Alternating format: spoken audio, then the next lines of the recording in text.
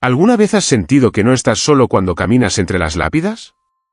Los cementerios son lugares de descanso, pero a veces, lo que yace allí no quiere descansar. A veces, quiere volver con nosotros. Prepárate, apaga las luces y asegúrate de que las puertas estén bien cerradas. Lo que estás a punto de escuchar son relatos que te helarán la sangre. Bienvenidos al umbral de lo desconocido. Historia 1, la muñeca de la tumba. El cementerio de la Recoleta, con sus mausoleos imponentes y estatuas de ángeles llorando, siempre ha sido un lugar que oscila entre la belleza artística y el terror silencioso. Mi trabajo como cuidador nocturno era simple: mantener a los vándalos fuera y asegurarme de que los portones permanecieran cerrados hasta el amanecer. Llevaba 15 años en ese puesto. Creía haberlo visto todo, desde adolescentes buscando emociones fuertes hasta rituales extraños que dejaban restos de velas negras y plumas en los rincones más oscuros. Pero nada, absolutamente nada, me preparó para lo que sucedió aquella noche de noviembre, una noche donde la niebla parecía tener vida propia. Todo comenzó durante mi ronda habitual cerca de la sección antigua, la parte del cementerio que data de finales del siglo XIX. Allí, las tumbas están más desgastadas, las inscripciones son casi ilegibles y la vegetación suele reclamar el espacio con una agresividad inquietante. Mientras iluminaba con mi linterna un sendero de piedra, algo captó mi atención. Sobre una pequeña lápida, perteneciente a una niña fallecida en 1902 según la fecha apenas visible, había una muñeca. No era una muñeca vieja o desgastada por el tiempo, lo cual hubiera sido lógico. Era una muñeca de porcelana antigua, sí, pero estaba impoluta. Su vestido de encaje blanco brillaba como si acabara de ser lavado, y sus ojos de cristal azul reflejaban la luz de mi linterna con una claridad perturbadora. Me acerqué, extrañado. No había llovido, pero la humedad de la noche lo empapaba todo. Sin embargo, la muñeca estaba seca. Al levantarla, sentí un frío punzante que me atravesó los guantes, como si estuviera tocando un bloque de hielo seco. Pensé que algún familiar la había dejado recientemente, aunque esa tumba no había recibido visitas en décadas. Decidí llevarla a la caseta de vigilancia, pensando que si alguien la reclamaba, estaría segura allí. Fue el peor error de mi vida. Al colocarla sobre mi escritorio, bajo la luz parpadeante del fluorescente, noté que la expresión de la muñeca parecía haber cambiado. En el cementerio, parecía tener una sonrisa inocente. Ahora, en la caseta, la comisura de sus labios parecía inclinarse hacia abajo en un gesto de desprecio o tristeza profunda. La dejé allí y salí a terminar mi ronda. A los 20 minutos, el walkie-talkie emitió una estática ensordecedora, seguida de una risa infantil. Me detuve en seco. Estaba solo en el cementerio. Hola, dije, tratando de sonar autoritario. ¿Hay alguien ahí? Solo recibí silencio y estática. Regresé a la caseta apresuradamente, con el corazón martilleando en mi pecho. Al entrar, la silla donde había dejado la muñeca estaba vacía.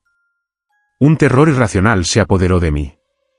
Busqué debajo del escritorio, detrás de los archivadores. Nada. Fue entonces cuando escuché un pequeño golpe en la ventana de cristal que daba al interior del cementerio. Me giré lentamente. Allí, en el alféizar de la ventana, por fuera, estaba la muñeca. Su rostro estaba presionado contra el vidrio.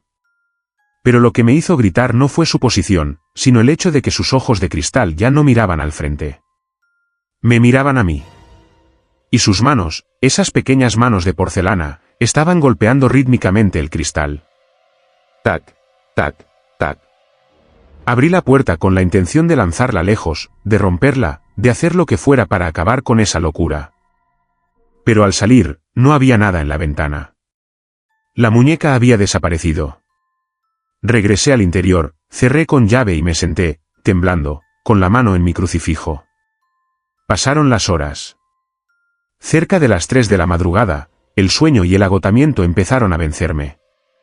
Fue entonces cuando lo sentí. Un peso ligero sobre mis piernas. Al abrir los ojos, paralizado por una parálisis del sueño o por el puro terror, la vi. La muñeca estaba sentada en mi regazo. Su cabeza giró lentamente hacia mí, con un sonido de cerámica rozando contra cerámica. Sus labios no se movieron, pero escuché una voz en mi cabeza. Una voz que sonaba como agua estancada y tierra húmeda: no debiste sacarme de mi cama. Grité y la lancé contra la pared. La muñeca se hizo añicos con un estruendo que pareció amplificarse en el silencio de la noche. Jadeando, miré los pedazos en el suelo. Una cabeza rota, un brazo separado, el vestido blanco manchado de polvo. Me pasé el resto de la noche en una esquina, esperando el amanecer. Cuando salió el sol, barrí los restos y los metí en una bolsa de basura. Fui directamente a la tumba de la niña y arrojé los pedazos allí, pidiendo perdón en voz alta. Esa noche renuncié. Nunca volví al cementerio de la Recoleta. Pero la historia no termina ahí. A veces, en mi propia casa, cuando estoy solo y la casa está en silencio, escucho ese mismo sonido. Tac, tac, tac. Y cuando reviso mis estanterías o los juguetes de mis sobrinas cuando vienen de visita, a veces encuentro pequeñas piezas de porcelana blanca que no deberían estar ahí. Un dedo, un fragmento de oreja, un ojo de cristal azul. Ella me siguió. O quizás, una parte de mí nunca salió de ese cementerio. Nunca toques lo que pertenece a los muertos. Nunca. Si esta historia te ha provocado un escalofrío o te ha hecho mirar 2 veces a esa muñeca vieja en tu estantería, no olvides darle like al vídeo y suscribirte al canal. Activa la campanita para no perderte ninguna pesadilla. Continuemos con el terror. Historia 2. Me llevé tierra del cementerio y algo vino conmigo a casa. Historia real. Lo que voy a relatar no es una leyenda urbana ni un cuento para asustar a los niños en un campamento. Es la razón por la que hoy duermo con la luz encendida y por la que mi casa está llena de símbolos de protección. Me llamo Javier, y mi vida cambió para siempre por una estupidez. Por un reto adolescente mezclado con una curiosidad mórbida por el ocultismo que no debería haber explorado. Sin respeto. Todo sucedió hace 3 años. Mis amigos y yo estábamos obsesionados con los foros de internet sobre brujería y rituales. Leímos en un sitio web de dudosa procedencia que la tierra de cementerio, específicamente la tierra de una tumba reciente, tenía propiedades poderosas para la protección y la suerte si se consagraba correctamente. Qué ignorantes éramos. Qué estúpidos fuimos al pensar que podíamos tomar algo del dominio de la muerte sin pagar un precio. Una noche de viernes, saltamos la reja del cementerio municipal de mi ciudad. El aire estaba denso y había un olor dulzón, mezcla de flores podridas y tierra mojada. Encontramos una tumba que parecía reciente, la tierra aún estaba removida y blanda. Mientras mis amigos vigilaban, yo saqué un frasco de vidrio y lo llené con la tierra oscura y húmeda. Me sentí eufórico, cargado de adrenalina.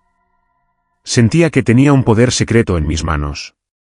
Llevé el frasco a casa y lo escondí debajo de mi cama, tal como indicaba el supuesto ritual de internet. Esa primera noche, no pasó nada. Me dormí pensando en que todo era una tontería, un juego. Pero la atmósfera de mi habitación cambió sutilmente al día siguiente. Empezó con el frío. Mi habitación siempre había sido la más cálida de la casa, pero ahora, al entrar, sentía una bajada de temperatura drástica, como si entrara en una cámara frigorífica. Mi perro, un labrador que siempre dormía conmigo, se negaba rotundamente a cruzar el umbral de mi puerta. Se quedaba en el pasillo, gimiendo y mirando hacia la oscuridad debajo de mi cama, donde estaba el frasco. Debería haber escuchado a mi perro. Los animales saben. A la tercera noche, comenzaron las pesadillas. No eran sueños normales. Eran visiones vívidas de estar enterrado vivo. Sentía el peso de la tierra sobre mi pecho, la asfixia, la oscuridad total llenando mis pulmones. Me despertaba gritando, cubierto de sudor, con el sabor a tierra en la boca. Literalmente, escupía granos de tierra negra al despertar. Al principio pensé que era sugestión, que mi mente me estaba jugando una mala pasada. Hasta que las sombras empezaron a moverse. Estaba estudiando en mi escritorio cuando vi, por el reflejo de la pantalla apagada de mi ordenador, a alguien de pie detrás de mí. Me giré de golpe. No había nadie. Pero el aire estaba cargado de electricidad estática. Esa noche, mientras intentaba dormir, escuché claramente el sonido de pasos arrastrados sobre la alfombra. Rasch, rasch, rasch. Venían desde la puerta hacia mi cama. Me cubrí con las sábanas como un niño pequeño, temblando. Sentí como el colchón se hundía a mi lado, como si alguien se sentara lentamente. Una respiración gélida rozó mi oreja y escuché una voz gutural, casi ininteligible, susurrar, «Devuélvelo». Al día siguiente, estaba decidido a deshacerme de la tierra. Saqué el frasco de debajo de la cama. Para mi horror, el frasco estaba caliente al tacto, casi quemaba. Y lo peor, la tierra dentro se movía. No como si tuviera insectos, sino como si respirara, expandiéndose y contrayéndose. Entré en pánico. Corrí al baño para tirar la tierra por el inodoro, pero la tapa del frasco no se abría. Estaba sellada como si hubiera sido soldada. En mi desesperación, envolví el frasco en una camiseta y lo metí en mi mochila. Tenía que volver al cementerio. Esa noche conduje como un loco hasta el cementerio. Salté la valla de nuevo, sin importarme los guardias o las cámaras. Corrí hacia la tumba de donde había sacado la tierra. Al llegar, me quedé helado. La lápida, que días antes no tenía nombre porque era muy reciente, ahora tenía una inscripción. Y el nombre grabado en la piedra, era mi apellido. No mi nombre, pero mi apellido. Arrojé el frasco con todas mis fuerzas contra la lápida. El vidrio estalló y la tierra se derramó sobre la tumba original. En ese instante, un viento huracanado se levantó de la nada, apagando mi linterna. En la oscuridad total, sentí una mano fría y huesuda agarrarme el tobillo. Grité y pateé con desesperación, logrando soltarme. Corrí hacia la salida sin mirar atrás, sintiendo que una horda de sombras me perseguía hasta la reja. Llegué a mi coche, arranqué y no paré hasta llegar a casa. Desde esa noche, las pesadillas cesaron y la temperatura de mi cuarto volvió a la normalidad. Pero algo cambió en mí. He desarrollado una enfermedad en la piel que los médicos no logran diagnosticar, manchas oscuras que parecen tierra bajo mi epidermis. Y a veces, cuando paso cerca de un cementerio, siento que algo me llama, una atracción magnética que me invita a entrar y quedarme para siempre. Aprendí la lección de la peor manera posible: los muertos son celosos de sus posesiones, incluso de la tierra que los cubre. Si alguna vez piensas en llevarte un recuerdo de un lugar sagrado, piénsalo 2 veces. Algo podría decidir irse contigo a casa. Si esta historia real te ha hecho reconsiderar tus visitas a lugares prohibidos, por favor, suscríbete al canal y dale un fuerte like a este vídeo. Tu apoyo me ayuda a seguir trayendo estas advertencias desde el más allá. Nos vemos en la próxima historia. Historia 3. El teléfono dentro del nicho. ¿Alguna vez te has preguntado si los muertos realmente pierden toda conexión con nuestro mundo? Vivimos pegados a la tecnología, dependemos de ella para todo. Pero, ¿qué pasaría si esa tecnología se convirtiera en un puente prohibido entre la vida y la muerte? Imagina estar en el lugar más silencioso de la Tierra y escuchar un sonido que no debería existir allí. Un sonido moderno, digital, insistente. Lo que le ocurrió a un sepulturero en el cementerio general no es solo una anécdota laboral, es la prueba de que a veces, alguien al otro lado de la pared intenta comunicarse, y no precisamente para saludar. La zona norte del cementerio general siempre ha sido la más evitada por el personal. Es un área de nichos antiguos, paredes de concreto y mármol que se elevan como rascacielos de la muerte, apilados en filas interminables de 6 alturas. Muchos de estos nichos datan de principios del siglo XX y han sido olvidados por sus familias. Las placas están oxidadas, las flores de plástico se han desintegrado y el polvo cubre cualquier rastro de identidad. Mi nombre es Roberto, y esa noche me tocó patrullar el sector norte. La administración había recibido quejas de vecinos sobre ruidos extraños, posiblemente jóvenes saltando los muros para beber. Ojalá hubieran sido solo jóvenes. Eran las 2:15 de la madrugada. El silencio era absoluto, solo roto por el crujido de mis botas sobre la grava. Mientras caminaba por el pasillo Los Cipreses, un callejón estrecho entre 2 paredes de nichos, escuché algo que me heló la sangre. No era un grito, ni un lamento fantasmal. Era el tono de llamada de un teléfono celular. Un tono genérico, digital, resonando con eco en el pasillo vacío. Tururú, tururú. Me detuve, buscando el origen. Pensé que quizás algún visitante despistado había perdido su móvil durante el día. Pero el sonido no venía del suelo. Venía de la pared.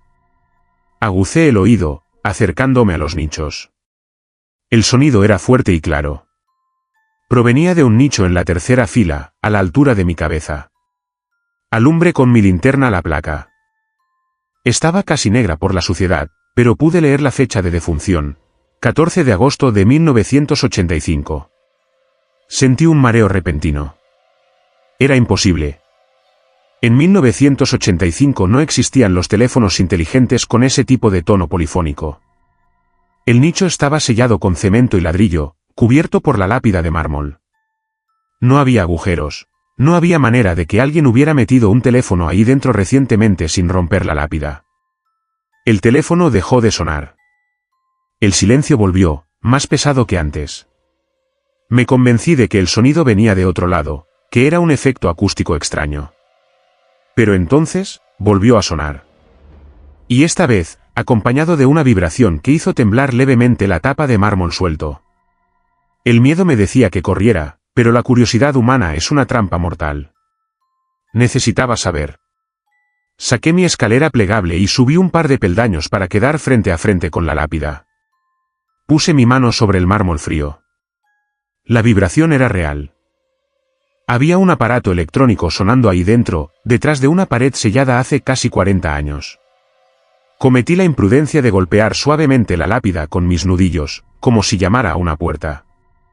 «Oiga», susurré, sintiéndome ridículo. El tono se detuvo al instante. Y entonces, una voz. No una voz digitalizada, sino una voz ronca, seca, ahogada, que sonó justo detrás de la piedra, a centímetros de mi cara. «Contesta, por favor, hace mucho frío». Me caí de la escalera. El golpe contra el suelo me sacó el aire, pero el pánico me hizo levantarme de inmediato. Miré hacia arriba. La lápida del nicho comenzó a crujir. El cemento que la sellaba se estaba desmoronando, cayendo en polvo fino sobre mí. No esperé a ver qué salía. Corrí hacia la caseta de seguridad y me encerré, llamando a la policía con la excusa de que había intrusos profanando tumbas. Cuando la policía llegó, les guié, temblando, hacia el pasillo Los Cipreses. Lo que encontraron desafió toda lógica forense. La lápida del nicho de 1985 estaba en el suelo, rota. El nicho estaba abierto. Dentro, el ataúd de madera estaba podrido y colapsado. El oficial forense iluminó el interior. Entre los restos óseos, envuelto en jirones de ropa de otra época, había un teléfono celular de última generación. La pantalla estaba encendida. Lo más terrorífico no fue ver el teléfono allí, sino ver lo que había en la pantalla. Estaba en modo de llamada saliente. Y el número al que estaba llamando, era el número de la caseta de seguridad del cementerio. El teléfono de línea fija de mi oficina, que no había sonado porque yo estaba patrullando. La policía confiscó el teléfono como prueba, pensando que era una broma macabra de alguien que había puesto el aparato allí. Pero al analizar las huellas dactilares en el dispositivo, solo encontraron polvo de hueso y marcas que correspondían a las falanges del esqueleto. Nunca volví a ese sector. Pedí el traslado al turno de día, y eventualmente renuncié. Pero lo peor es que, a veces, en medio de la noche, mi propio celular suena. Número desconocido. Y cuando contesto, solo escucho estática y esa voz ronca que susurra, ¿por qué no contestaste? Hacía tanto frío. Si esta historia te ha hecho mirar tu teléfono con desconfianza o temes recibir una llamada de un número desconocido esta noche, asegúrate de suscribirte al canal y dejar tu like. No dejes que la línea se corte. Sigamos explorando el terror. Historia 4. La estatua que llora sangre. Los cementerios son museos al aire libre. Están llenos de arte sacro, ángeles de piedra y vírgenes de bronce que vigilan el sueño eterno. Nos dicen que son solo estatuas, bloques de material inerte esculpidos por manos humanas. Pero, ¿qué pasa cuando la devoción, el dolor y la energía de la muerte impregnan la piedra? Hay leyendas sobre estatuas que se mueven, que cambian de posición. Pero en el cementerio de la Chacarita, hay una leyenda mucho más oscura. Una estatua que no solo se mueve, sino que siente. Y su llanto no es de agua bendita. Esta historia me la contó mi abuelo, quien trabajó como albañil en el cementerio durante la década de los 70. existe un panteón familiar muy lujoso, perteneciente a una familia aristocrática que se extinguió trágicamente. En la entrada de este panteón, hay una estatua de un ángel a tamaño real. Es una escultura hermosa pero inquietante, el ángel tiene las manos cubriendo su rostro, en un gesto de desesperación eterna, y sus alas están plegadas hacia adelante, como si quisiera ocultarse del mundo. La llaman el ángel del duelo. La leyenda decía que, en las noches de luna llena, si te quedabas en silencio frente al ángel, podías escuchar sollozos reales. Mi abuelo, un hombre escéptico y duro, se reía de estas historias. Hasta esa noche de invierno. Tenían que hacer reparaciones urgentes en el techo del panteón vecino, y se les hizo tarde. La oscuridad cayó rápido, envolviendo el cementerio en sombras alargadas. Mi abuelo estaba recogiendo sus herramientas cuando se dio cuenta de que su compañero, un joven llamado Esteban, no estaba. «¿Esteban?», gritó mi abuelo, su voz resonando entre las tumbas. Nadie respondió. Preocupado, comenzó a buscarlo. Al pasar frente al panteón del ángel del duelo, vio a Esteban. El joven estaba parado frente a la estatua, inmóvil, con la mirada fija en el rostro cubierto del ángel de piedra. Mi abuelo se acercó, molesto. «Esteban, vámonos, nos van a cerrar las puertas», le dijo, poniéndole una mano en el hombro. Esteban no reaccionó. Su piel estaba pálida, y sus ojos estaban desorbitados, llenos de lágrimas. Señaló con un dedo tembloroso hacia la estatua. «Se movió, jefe». Se movió. Quitó las manos de la cara. Mi abuelo miró la estatua. Estaba igual que siempre, con las manos de piedra cubriendo su rostro. «Deja de decir tonterías, muchacho. Es la luz de la luna, te juega malas pasadas. Vámonos». Arrastró a Esteban casi a la fuerza. El chico estuvo en silencio todo el camino a casa, pero antes de despedirse, le dijo a mi abuelo. Tenía los ojos rojos. No de piedra pintada. Rojos de verdad. Y me miró con odio. A la mañana siguiente, Esteban no se presentó a trabajar. Mi abuelo se enteró 2 días después de que el chico había muerto de un infarto fulminante esa misma noche, en su cama. Los médicos no se lo explicaban, era un joven sano de 20 años. Mi abuelo, conmocionado, volvió al cementerio con una sensación de culpa y miedo en el estómago. Fue directo al panteón del ángel. A la luz del día, la estatua parecía inofensiva. Sin embargo, al acercarse, notó algo extraño en las manos del ángel. Entre los dedos de piedra, justo debajo de donde estarían los ojos, había manchas oscuras.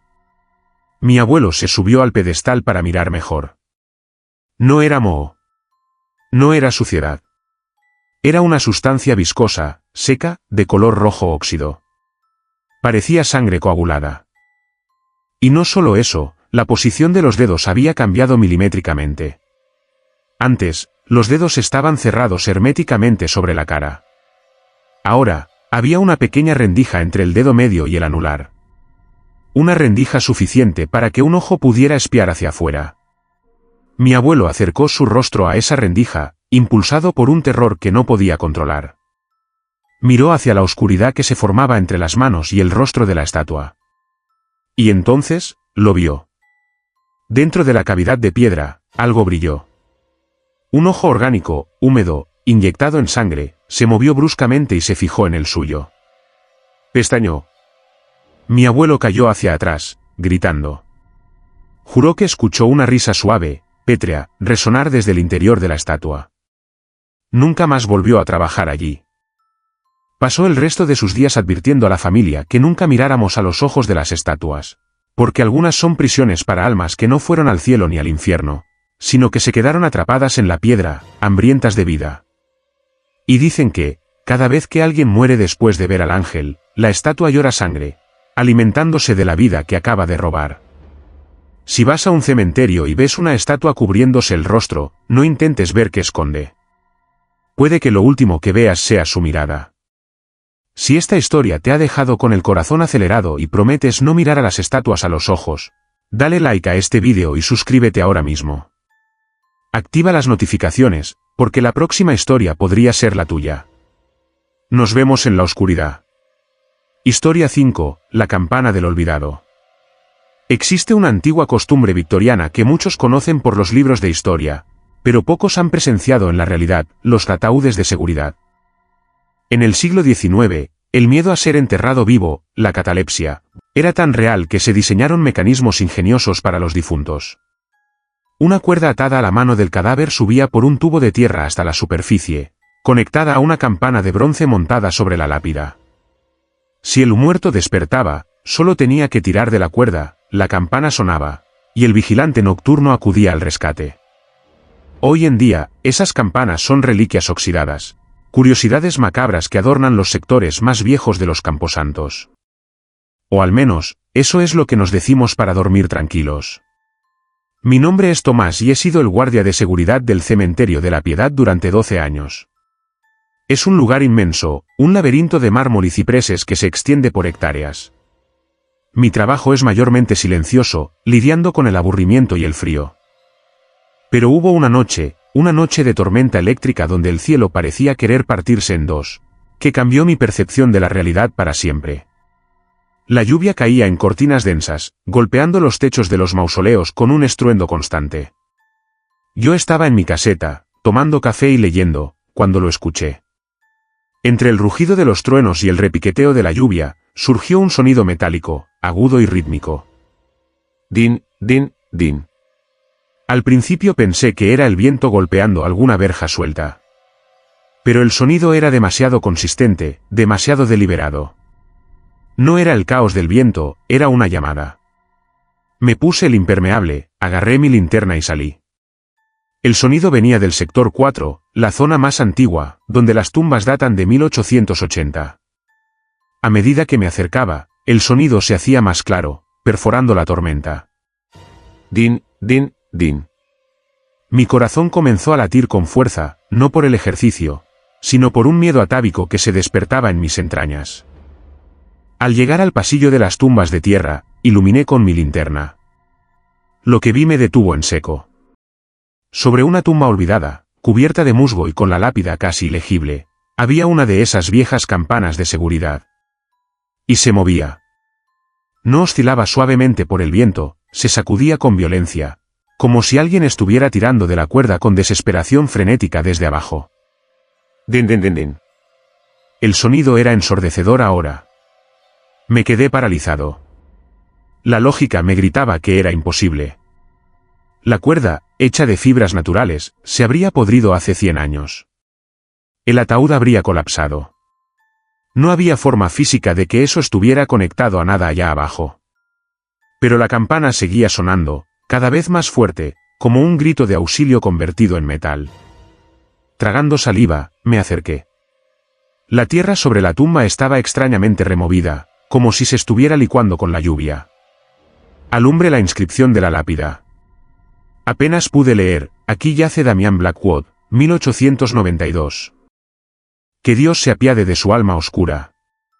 Recordé las historias de los viejos sepultureros sobre Blackwood, un hombre acusado de brujería y crímenes inconfesables, enterrado con prisa y sin funeral.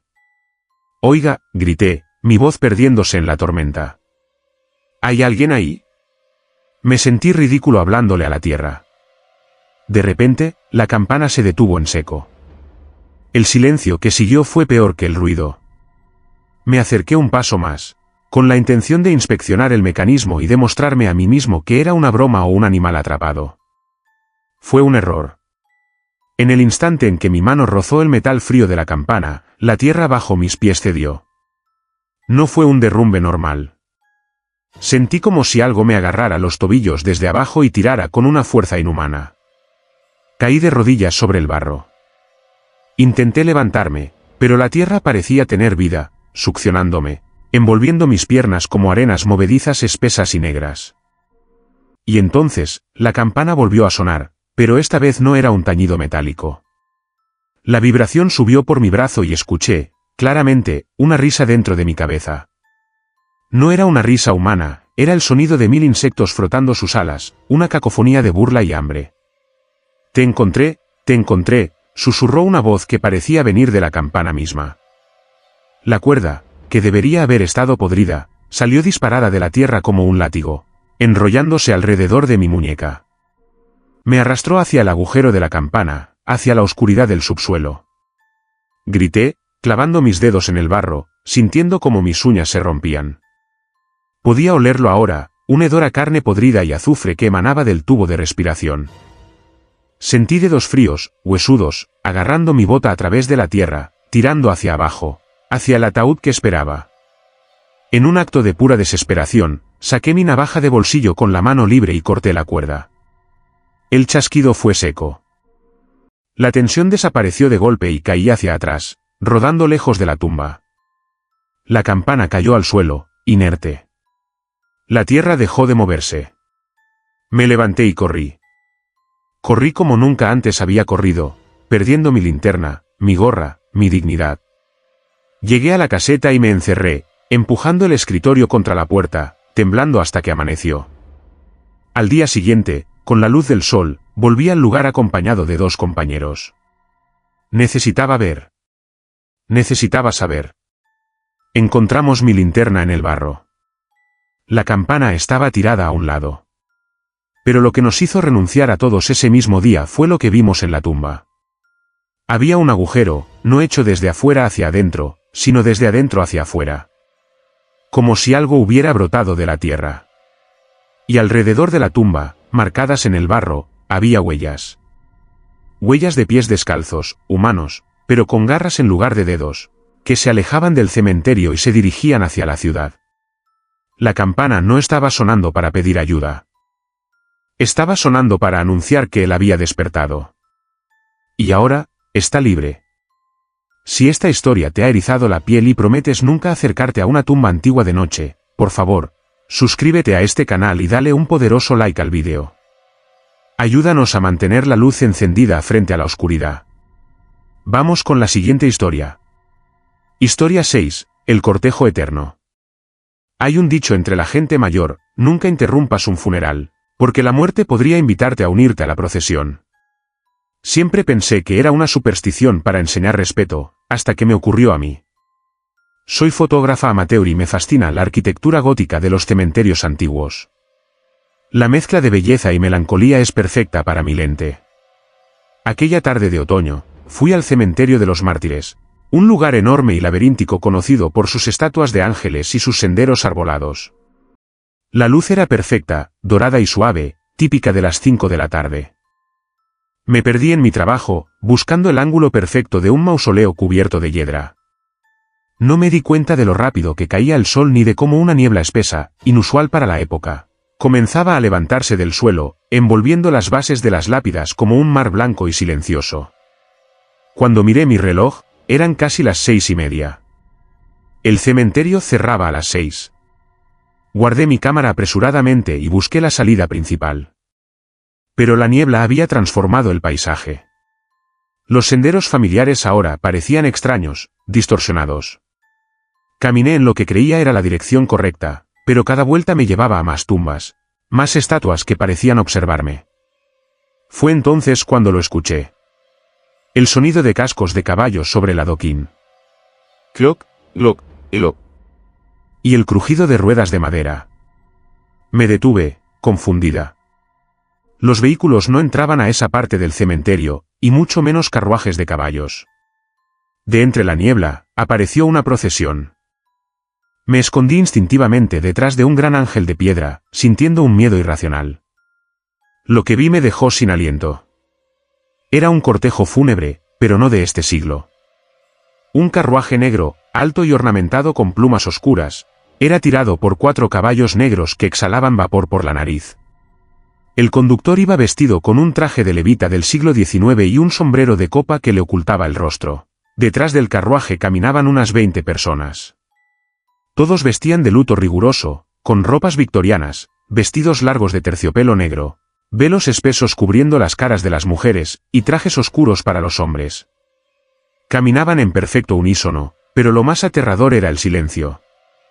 No había sollozos, ni murmullos, ni siquiera el sonido de pasos. Parecían deslizarse sobre la niebla sin tocar el suelo. Mi mente racional buscaba una explicación. ¿Una filmación de época? ¿Un grupo de teatro gótico? Saqué mi cámara, pensando que al menos conseguiría una foto increíble. Apunté y miré a través del visor. Enfoqué al grupo. Pero cuando presioné el obturador, la cámara no funcionó. La pantalla parpadeó y se apagó, como si la batería hubiera muerto instantáneamente. En ese momento, el carruaje se detuvo justo frente a mi escondite. Los caballos resoplaron, y el sonido fue gutural, casi como un gruñido. El cortejo entero se detuvo.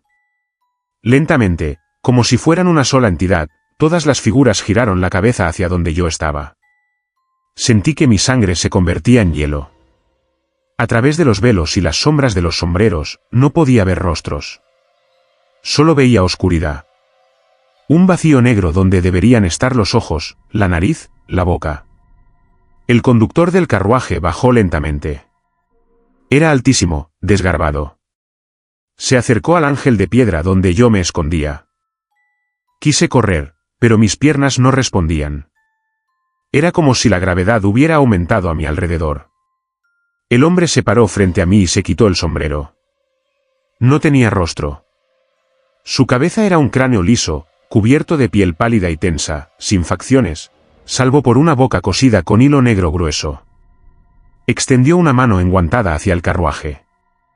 La puerta trasera del vehículo se abrió sola, chirriando. Dentro, vi un ataúd de madera noble, abierto. Estaba vacío. El interior estaba forrado de satén blanco, impoluto, invitador. El hombre sin rostro señaló el ataúd y luego me señaló a mí.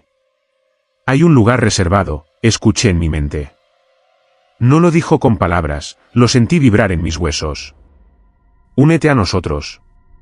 El camino es largo y la eternidad es solitaria. El pánico rompió mi parálisis. Grité con todas mis fuerzas y eché a correr hacia la niebla, sin importarme tropezar con las lápidas o rasguñarme con las ramas. Escuchaba el sonido del carruaje persiguiéndome. Cloc, cloc, cloc. Las ruedas girando furiosas. Sentía el aliento frío de los caballos en mi nuca. Corrí hasta que mis pulmones ardieron, hasta que vi las luces de la calle a través de la reja perimetral. Salté la verja, cayendo mal sobre la acera, raspándome las manos y las rodillas. Me quedé allí, jadeando, bajo la luz segura de una farola callejera. Miré hacia atrás, hacia el cementerio. La niebla se disipaba. No había carruaje. No había procesión. Solo el silencio de las tumbas. Llegué a casa temblando. Intenté convencerme de que fue una alucinación por el estrés. Pero cuando logré encender mi cámara, que misteriosamente volvió a tener batería, revisé la última foto que intenté tomar antes de que se apagara. La foto salió. Se ve la niebla, se ven las siluetas borrosas del cortejo. Pero lo que me impide dormir no son las figuras. Es que, en la foto, el ataúd del carruaje no está vacío. Hay alguien dentro. Y esa persona, con el rostro pálido y los ojos cerrados, soy yo. Llevo la misma ropa que tengo puesta ahora.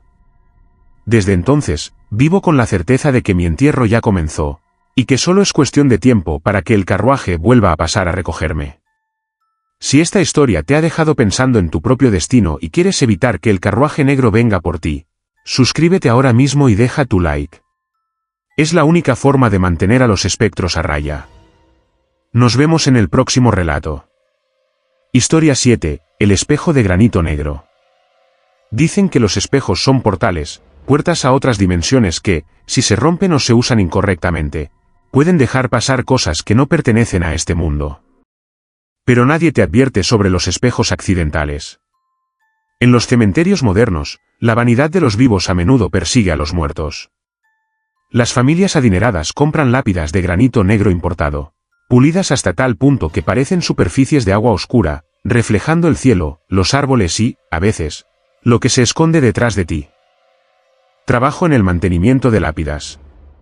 Mi labor es simple: limpiar el polvo, quitar el moho y pulir la piedra para que brille cuando los familiares vengan de visita. Es un trabajo tranquilo, casi meditativo, hasta que me tocó limpiar el panteón de la familia Valdemar. Era una estructura imponente, completamente revestida de granito negro absoluto, sin una sola veta blanca. Parecía un monolito absorbente de luz. Me contrataron para dejarlo impecable para el aniversario de la matriarca. Era una tarde gris, de esas en las que la luz es plana y no proyecta sombras. Estaba solo en esa sección del cementerio. Apliqué la cera especial y comencé a pulir con la máquina rotativa. El zumbido de la máquina era el único sonido. A medida que trabajaba, la piedra se volvía más y más reflectante. Podía ver mi propio rostro sudoroso, el cielo plomizo sobre mí y los cipreses a mis espaldas. De repente, mientras pasaba el trapo para dar el brillo final en la parte central de la lápida, vi algo en el reflejo que me hizo detener la mano. En el granito, justo detrás de mi hombro izquierdo, había una figura.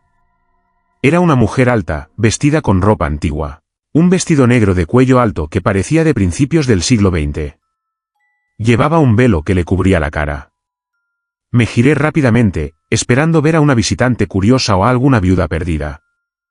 Pero no había nadie.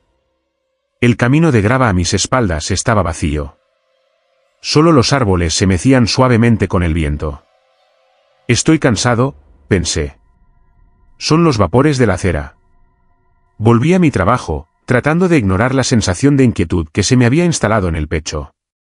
Miré de nuevo a la piedra. Mi reflejo estaba allí, claro y nítido. Y la mujer también. Pero esta vez, estaba más cerca. En el reflejo, ella estaba casi pegada a mi espalda. Podía ver los detalles del encaje de su vestido, la rigidez de su postura. Y lo peor, estaba levantando el velo. El miedo me paralizó. Quería correr, pero mis piernas no respondían. Era como una pesadilla en la que intentas huir y te mueves en cámara lenta. En el espejo de piedra negra, la mujer terminó de levantar el velo. No tenía rostro. No en el sentido de una calavera o una deformidad. Simplemente no había nada. Era una superficie lisa de piel pálida, sin ojos, sin nariz, sin boca. Solo un lienzo en blanco de carne muerta. Y entonces, en el reflejo, la mujer levantó sus manos y las posó sobre mis hombros. En ese preciso instante, sentí un frío glacial, físico y real, atravesar mi ropa de trabajo y tocar mi piel. No fue una sugestión. Sentí el peso de unas manos heladas y rígidas apretando mis trapecios. El aire se escapó de mis pulmones en un grito ahogado. En el reflejo, la piel lisa de su cara comenzó a rasgarse, abriéndose en una boca vertical llena de dientes de aguja. Escuché un sonido, no en el aire, sino dentro de mi cabeza, como el crujido de un cristal rompiéndose. «Mírame», susurró la voz. Con un impulso de adrenalina pura, lancé el bote de cera contra la lápida. El impacto resonó como un disparo, manchando el granito inmaculado. La conexión visual se rompió. El peso en mis hombros desapareció instantáneamente.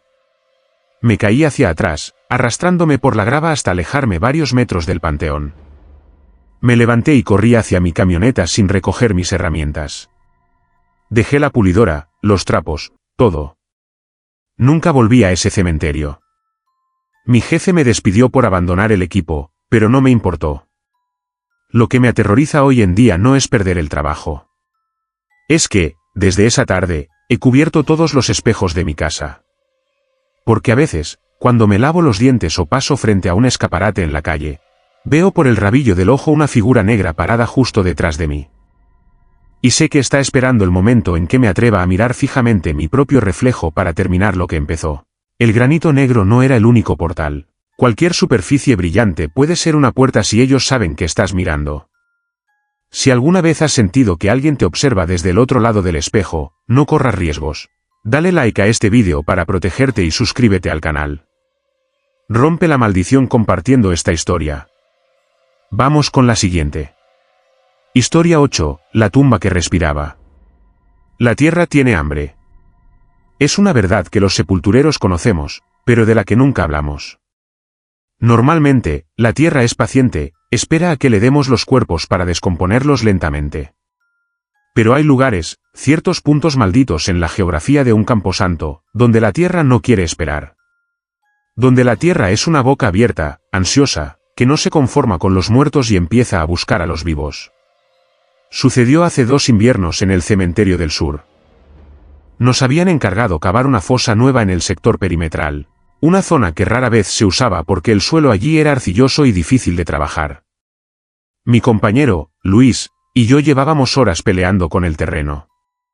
Hacía un frío que cortaba la cara, pero estábamos sudando por el esfuerzo.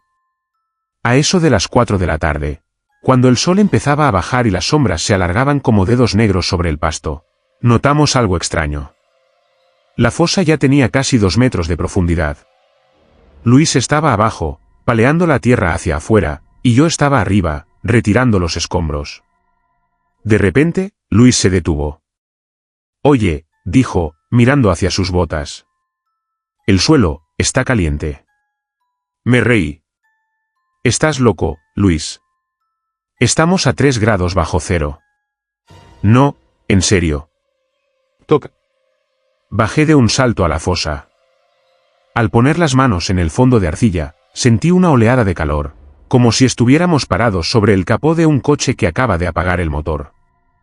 Era un calor húmedo, orgánico. Y no solo eso. El suelo vibraba. Era un movimiento rítmico, suave pero constante. «Dum, dum, dum». «Parece un latido», murmuró Luis, con la cara pálida. «Debe ser alguna tubería subterránea», dije, tratando de racionalizarlo, aunque sabía que no pasaban tuberías por esa zona. «Sigamos cavando, terminemos esto rápido y vámonos». Clavé mi pala con fuerza en el centro de la fosa. La herramienta se hundió con una facilidad pasmosa, como si hubiera atravesado una capa de piel y entrado en carne blanda. Y entonces, la tierra gritó. No fue un sonido metálico de tubería rota. Fue un alarido gutural, profundo, que hizo temblar las paredes de la tumba. Un chorro de líquido espeso y oscuro, que olía a cobre y podredumbre, brotó del corte que hice con la pala, manchándonos los pantalones. «Sácame de aquí», gritó Luis, intentando trepar por las paredes de tierra. Pero la tierra empezó a moverse. Las paredes de la fosa, que habían estado firmes segundos antes, comenzaron a contraerse. La arcilla se movía como músculos bajo la piel, cerrándose sobre nosotros. El agujero se estaba estrechando, como una garganta tragando. Luis resbaló y cayó al fondo. La tierra del suelo se abrió, no como un derrumbe, sino como labios que se separan. Vi, con un horror que me perseguirá hasta la tumba, hileras de algo blanco y duro en los bordes de la abertura. Eran dientes. Dientes gigantescos, planos, hechos de piedra caliza y hueso, que trituraban la tierra mientras la abertura se ensanchaba. Agarré la mano de Luis. Él gritaba, pataleando mientras la tierra viva le succionaba las piernas. Tiré con todas mis fuerzas. Sentí como sus huesos crujían bajo la presión del suelo que lo masticaba. «No me sueltes. Por Dios, no me sueltes», aullaba él. Pero la fuerza era inmensa. El calor en la fosa era insoportable ahora, un vaho de matadero. Con un crujido nauseabundo, la tierra dio una sacudida violenta y tragó a Luis hasta la cintura. Me miró a los ojos, llorando sangre, y susurró, «Está vivo, todo está vivo abajo». En un último espasmo, el suelo se lo tragó por completo. Me quedé con su guante en mi mano. La fosa se cerró de golpe, expulsándome hacia arriba como si la tierra me escupiera porque solo quería una presa. Caí sobre el pasto helado, jadeando, mirando el lugar donde debía estar el agujero. No había nada. La tierra estaba lisa, cubierta de hierba intacta, como si nunca hubiéramos cavado allí. Nadie me creyó. Dijeron que Luis se había fugado, que tenía deudas, que abandonó el trabajo. La policía rastreó la zona con perros, pero los animales se negaban a acercarse a ese sector, gemían y se orinaban encima. Yo sé la verdad. Luis no se fue. Luis está ahí abajo, siendo digerido lentamente por una tierra que respira, que late y que espera. Y cada vez que paso por un campo de tierra removida y siento un poco de calor bajo mis pies, corro. Corro porque sé que la boca sigue hambrienta. Si esta historia te ha provocado claustrofobia y no quieres que la tierra te trague, suscríbete al canal ahora mismo. Dale like para mantenerte en la superficie. Nos faltan 2 historias más para terminar esta pesadilla. ¿Estás listo? Historia 9, la melodía de la cripta 7. La música tiene el poder de transportarnos, de hacernos sentir vivos. Pero hay melodías que no fueron compuestas para los oídos de los vivos. Hay canciones que actúan como llaves, abriendo puertas que deberían permanecer cerradas para siempre. Se dice que en el cementerio de los ilustres, si prestas atención en las noches de viento, no escucharás el aullido del aire entre las ramas, sino un violín. Un violín que llora. Y si cometes el error de seguir esa música, descubrirás que el músico no busca aplausos, sino un alma nueva para afinar su instrumento. Mi nombre es Andrés y soy restaurador de monumentos históricos.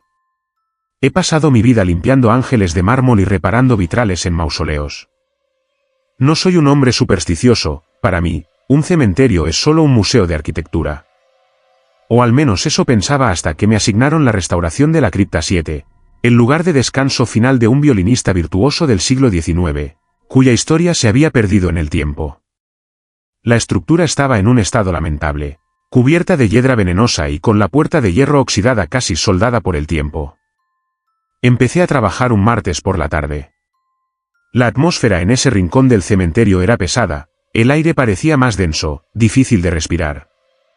Mientras limpiaba la fachada, raspando capas de musgo, escuché el primer acorde. Era una nota larga, sostenida, de una tristeza tan profunda que me hizo detener la mano. Miré a mi alrededor. Estaba solo. El cementerio estaba desierto. Asumí que alguien estaba practicando en alguna casa vecina al muro perimetral. Pero al día siguiente, la música estaba más cerca. Ya no sonaba como algo lejano, sonaba como si viniera de adentro de la tierra. Era una melodía compleja, disonante, que me ponía los nervios de punta pero que, al mismo tiempo, tenía una belleza hipnótica.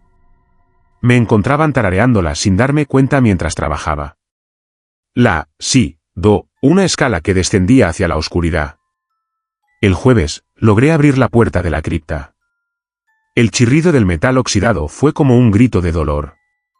El interior estaba oscuro y olía a aire viciado, a flores podridas hace 100 años. Encendí mi potente lámpara de trabajo e iluminé el interior. En el centro, sobre un pedestal de piedra, estaba el ataúd. Pero no estaba cerrado. La tapa había sido deslizada hacia un lado. Y sentado en el borde del ataúd, con la espalda recta y una postura elegante, había algo. No era un esqueleto limpio. Era un cuerpo momificado, con la piel pegada a los huesos como pergamino seco y gris. Llevaba un frac hecho jirones. En sus manos huesudas sostenía un violín. Pero no era un violín de madera. Al acercar la luz, el horror me golpeó el estómago. La caja de resonancia estaba hecha de un cráneo humano deformado y alargado. Las cuerdas no eran de metal ni de tripa de gato, eran cabellos, largos y negros, que brillaban con una grasa antinatural. Y el arco era un hueso humano, posiblemente un fémur, tensado con tendones secos. Debí haber corrido. Debí haber cerrado esa puerta y renunciado. Pero la figura levantó el violín y comenzó a tocar. No movió la cabeza, no abrió los ojos, porque no tenía, simplemente deslizó el arco sobre las cuerdas. El sonido me paralizó. No era música, era una vibración que resonaba en mis propios huesos, que hacía vibrar mis dientes. Sentí que mis pies se clavaban en el suelo. Quería taparme los oídos, pero mis brazos no respondían. La melodía me estaba tejiendo, atrapándome en una red invisible. La música se aceleró. Allegro vivace. El polvo de la cripta comenzó a bailar en el aire. Las sombras en las esquinas se alargaron y comenzaron a tomar formas humanas, figuras espectrales que giraban en un vals silencioso alrededor del ataúd. Sentí un dolor agudo en mis dedos. Miré mis manos y vi que mis propias uñas se estaban alargando, curvándose, volviéndose grises. Mi piel se sentía seca, tirante.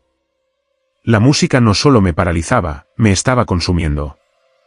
Estaba drenando mi vida, mi juventud, para alimentar el concierto eterno de la momia. Basta, intenté gritar, pero de mi garganta solo salió un susurro polvoriento. El violinista se detuvo abruptamente. El silencio fue ensordecedor. Giró su cabeza momificada hacia mí. El movimiento produjo un crujido de vértebras secas. Abrió la mandíbula, revelando una oscuridad infinita, y habló. Su voz sonaba como hojas secas arrastradas por el viento. Una cuerda se ha roto. Necesito una nueva. Miró fijamente mi brazo izquierdo. Sentí un dolor lacerante en mi muñeca, como si un cuchillo invisible cortara mi piel. Entendí lo que quería. Quería mis nervios. Quería mis tendones para su instrumento infernal.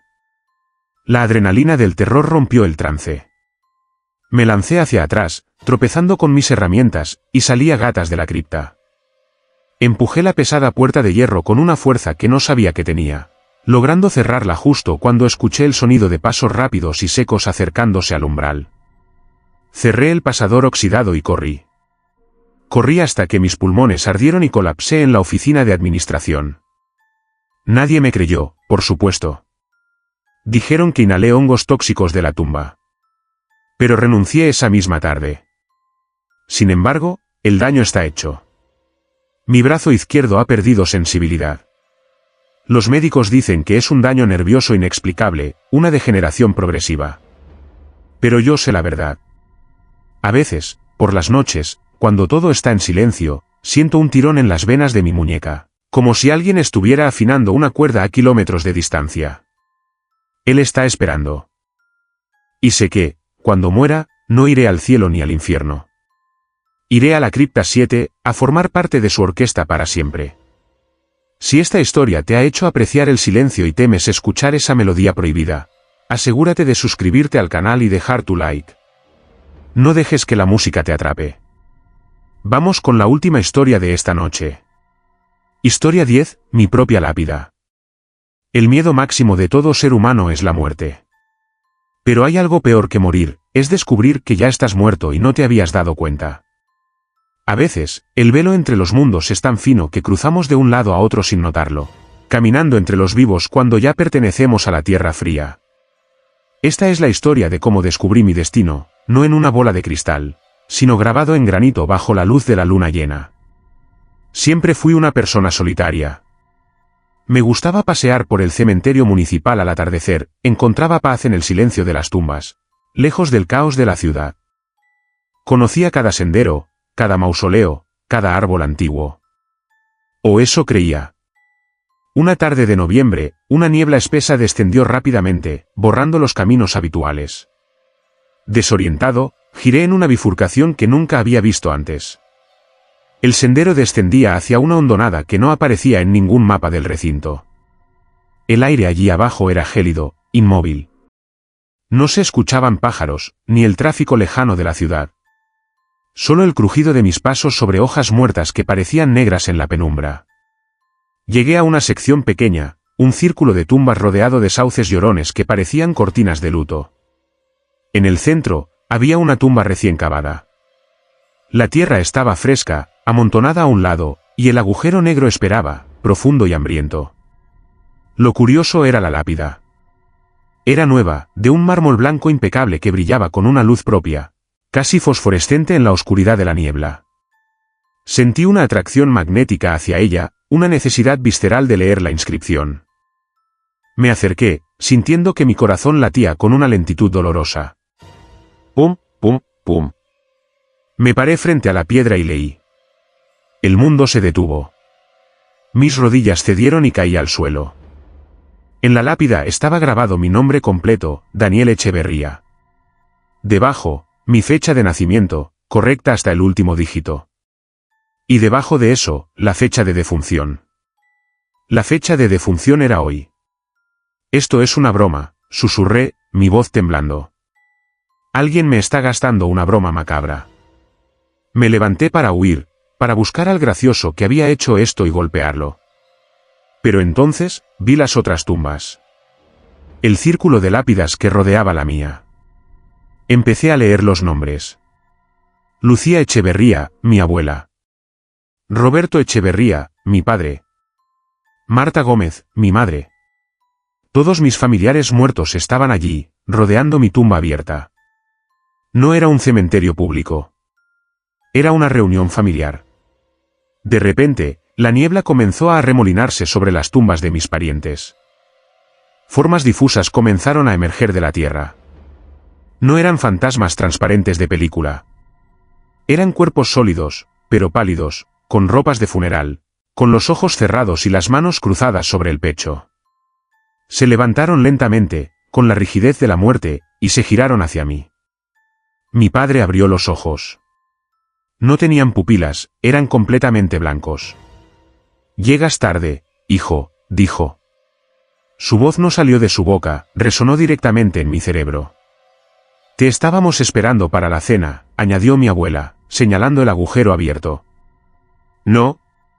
Estoy vivo», grité, retrocediendo. «Yo respiro. Miren».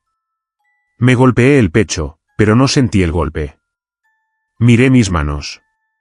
A la luz de la luna, vi que mis dedos eran traslúcidos. Podía ver la hierba a través de mi palma.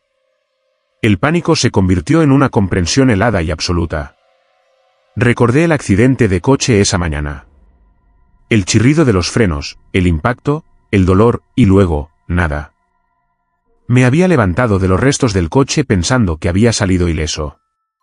Había caminado todo el día, ignorado por la gente, pensando que era suerte. Pero no era suerte. Era negación.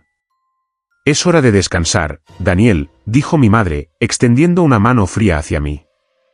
La fuerza de su llamada era irresistible. Sentí que la gravedad cambiaba. El agujero negro de mi tumba ya no era un lugar de horror. Se sentía como una cama caliente en una noche de invierno. Mis piernas se movieron solas. Caminé hacia el borde. Miré hacia abajo y no vi oscuridad, vi paz. Vi el final del dolor, el final de la soledad.